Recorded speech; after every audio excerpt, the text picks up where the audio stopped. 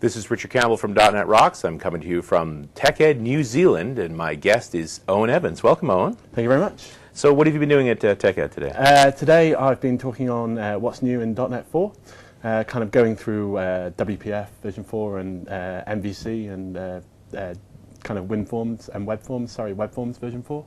I think the WPF version 4 is fairly important because of the Visual Studio. I think they really did a lot to it to make Visual Studio work. Yeah, I think they've kind of, especially like the MEF kind of additions to Visual Studio, have made kind of the extensibility of Visual Studio incredibly important.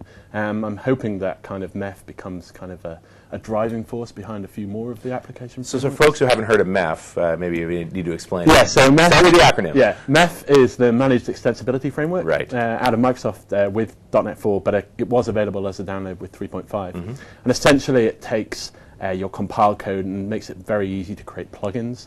As long as your code kind of adheres to a certain interface, then it just pulls it in at runtime rather than having to be compiled in. And they're starting to use this within Studio as well. Yeah, so any plugin that's built for Visual Studio is now kind of plugged in with the MEF framework. So it's really easy just to drop in new plugin enhancements for Visual Studio, which makes kind of tooling great, which is... I always like it when Microsoft uses their own technology. Yeah. I think that's the big thing with WPF now, is because it's in Studio, you're seeing it suddenly mature. And the same thing with MEF. It's important inside of Microsoft as well. Incredibly, I mean, kind of, if you're using it and dogfooding it every day, you know, kind of, it's inevitable that it's just going to get better. I got to think that the developers at Microsoft are tough on developers at Microsoft. Yeah, I'd like to think so. So any favorite features in .NET 4.0?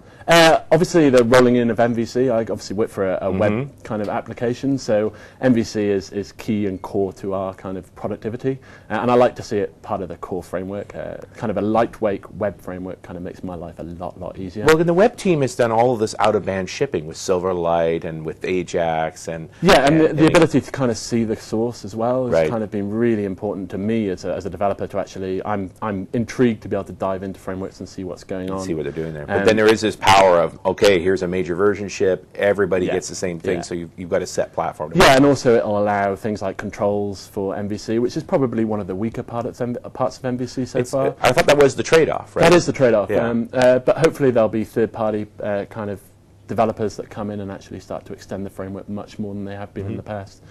With it being core embedded in the framework, people will start to take notice, I think. Yeah, well, we started to see some third-party vendors building controls. So it's just going to lighten that up. Although the controls are quite different when you're working in MVC than typical web controls. Yeah, they're a lot lighter weight, so you're not kind of having that close coupling, which was kind of what I didn't particularly like about WebForms, was that very close coupling between the view and the data behind. And see, now your TDD chops are showing.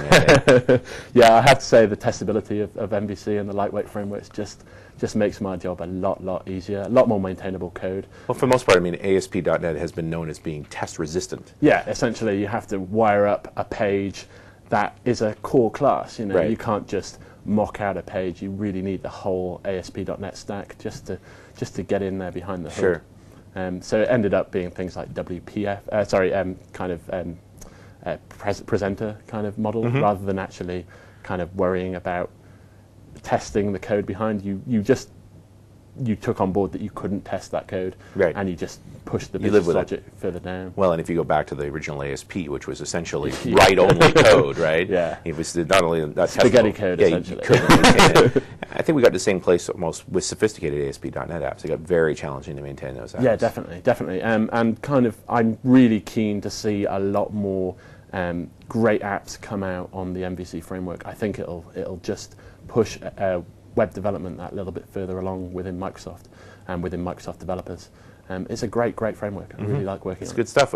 Was it MVC 1 that shipped with .NET, or was it 2? It's 2 that shipped with .NET 4. So it's still a very young technology. It really is. And having said that, it's young, but it's such a lightweight framework that there's not really that much that they need to put into the framework. They really need to kind of, or they've at least had the guiding principles to not try and over kind of step the mark. Do you think they'll actually stop developing on MVC? I don't think so. I think what they'll do is polish, and they'll add little features here and there, but the core framework hopefully won't change. It's where it's supposed to be. It really is, yeah. So we talked a little bit of the studio environment. We've talked a little bit of the web environment. Anything in the classic languages area? You got favorite C# features? Obviously, the inclusion of parallelism is kind of core to making any kind of performant app. Now, Do you see you using parallelism much in the ASP.NET context?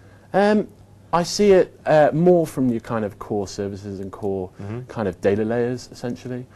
Speeding up applications much better that way. All right. Well, thanks so much for talking to us. No worries. Thank you very much.